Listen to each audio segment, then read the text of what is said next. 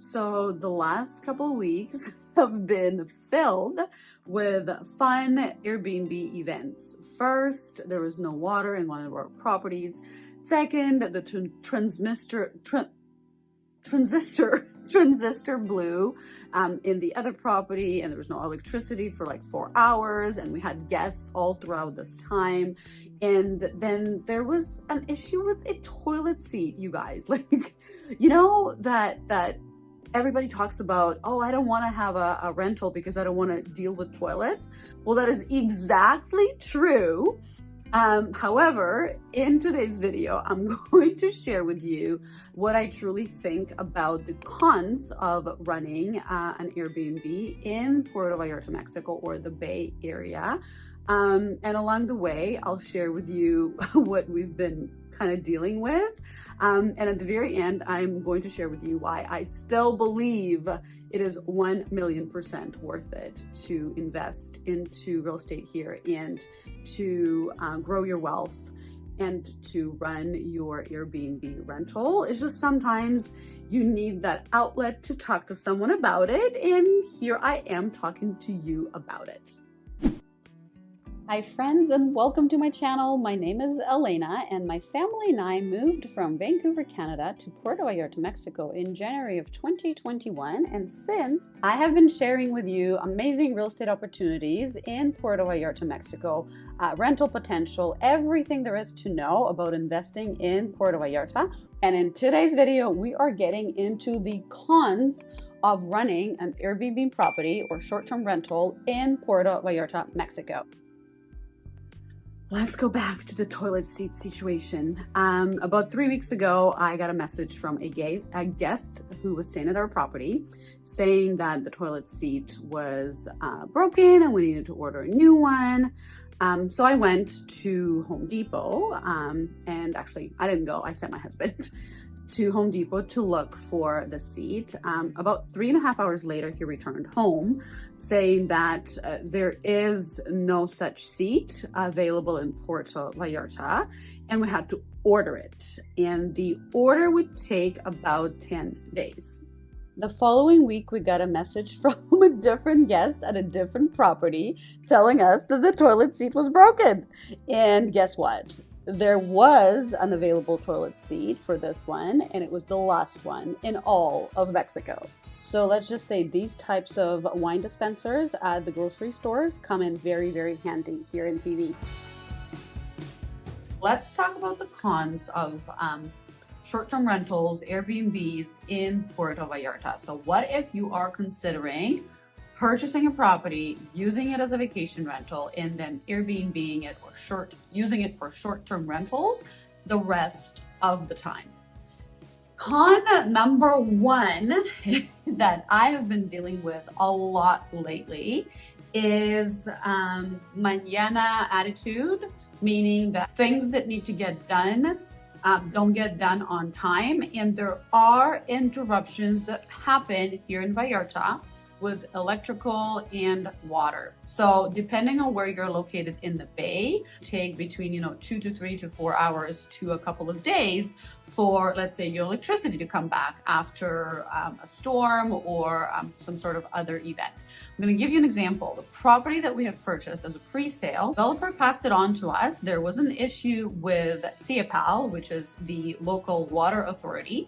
And basically we got our water got cut off for over 30 days, which was insane.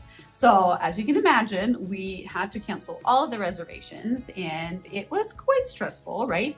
And that kind of takes me to the next con, which is the language barrier and making sure that people in charge of HOA, if you are in a building, are familiar with the local culture and how things work. It could happen anywhere, but in Vancouver, Canada, for example, this kind of an emergency would have been treated as an emergency, and the essential service would have been restored a lot sooner than 30 days. But in Vancouver, you're not able to Airbnb your property because of the laws against the short-term rentals. So, we take our wins and losses and we deal with them, and that's what we do as entrepreneurs. Whenever you are investing into an opportunity, whenever you find an opportunity, usually you need to weigh your risk and rewards. And for me, the rewards way well outweigh the risks.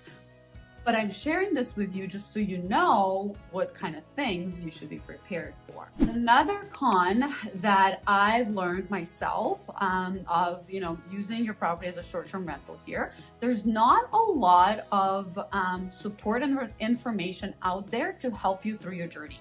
Now, there's tons of YouTube videos, there's tons of information and podcasts and what have you about running a short-term rental. However, they're usually focused on general info and they usually apply to Canada and the States. I'll give you an example. I've taken a few programs, familiarized myself with, what to do, what not to do. I belonged to a community and I found that the advice given didn't really apply to me. Let me give you an example. In one of the communities, when a question would be asked about what to do with a guest who's trying to book your Airbnb who has no reviews, they were very strict about just saying, no, sorry, we're not taking people with no reviews. Rightfully so, because you as a property owner risk a lot more by allowing someone who has no reviews into your property, using your property. You have a lot more to lose.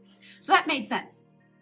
However, for the Bay Area, in my view, this rule does not really apply because of the culture. So there are a lot of nationals who travel to specific areas of the Bay, such as Punta de Mita or Bucerías, and not many of them have used Airbnb. And so not many of them have the reviews. And for the first little while, I wouldn't allow guests with no reviews. But then I realized that I was really missing out on the occupancy because I would say 5 out of 10 people requesting the property were coming in with no reviews. So I've changed my policy and I now have a questionnaire that I go through with the potential guests to truly understand, will they be a good fit for our property or not? And that works so much better. And we've been super lucky that this process works. Now, if you are someone who's considering purchasing a property here in the Bay Area and then turning it into short-term rental, and you're planning on managing that property yourself, I am coming up with a 30 days to your first short-term rental guide where I'll share with you absolutely everything that I learned of most importance. So make sure to get on the wait list. The link is in the description because this will be the information that you are not likely to find anywhere else. And if you need any suggestion about toilet seats, well, let me tell you, I'm a pro at it now.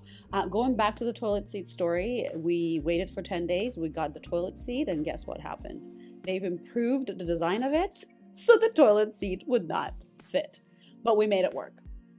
Sometimes little issues like that can cause quite a bit of headache. But in any case, if you ask me if this journey is worth it, I 100% say it is. You just gotta be prepared for these little things. Don't let them bother you. Most of the people are super understanding. So if something like this happens, communication is totally key in, doing your best and getting things figured out. So why am I such a big believer in property ownership in Puerto Vallarta, Mexico? I come from Vancouver, Canada. I lived there for 20 years. And if you've been to Vancouver, if you are from Vancouver, property values in Vancouver are insane. They were not always like that. And we're not going to get into the details as of why that's happening. But let's just say that our dollar is really losing its power. But regardless, people who had purchased properties in Vancouver, a coastal city, 30 years ago, 20 years ago, are laughing, even 10 years ago, 8 years ago, have made incredible decisions to own that piece of real estate because at the time, Vancouver was a place where a lot of people were moving to and there was a lot of opportunity. So I look at Puerto Vallarta the same way. I think Puerto Vallarta is a coastal city. I believe there's so much opportunity here, and I know more and more Canadian Americans are realizing that.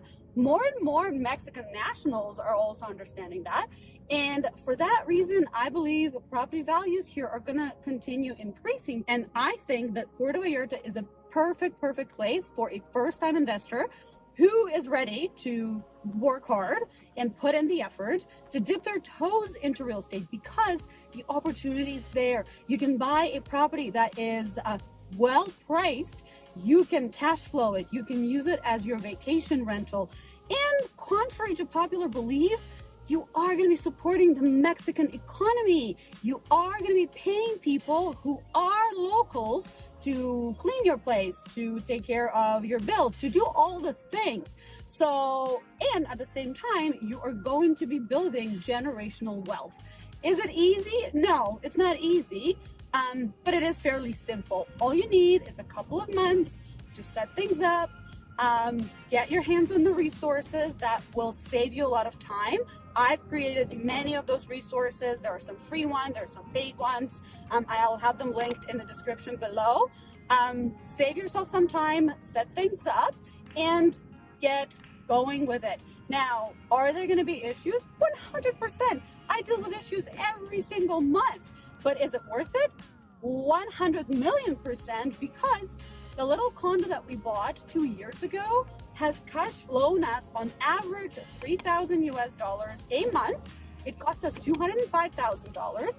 It is now worth about $350,000. Now, is it worth it to you? Because to me, it is 1,000,000% worth it. And not only that, we have a beautiful place to go and enjoy with my family. And it's our home away from home. So here we have it, friends. I'm looking forward to reading your comments. Let me know, what did you think of the video? What did you think of the cons that I shared with you? And also share with me, what else would you like to learn about? I'll be happy to share my experiences with you. Thank you so much for watching until the very end. I will see you in the next video.